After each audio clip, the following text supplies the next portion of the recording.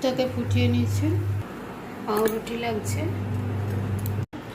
এই চিনিটাকে ক্যারামেলাইজ করব। এটা হচ্ছে কাস্টার্ড পাউডার, আর এদিকে পাউরুটি কুচিয়ে আর এই চিনি ক্যারামেলাইজ করব।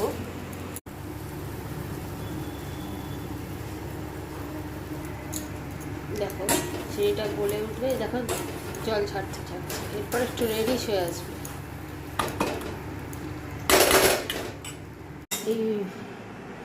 এটা এর মধ্যে দিয়ে দিলাম।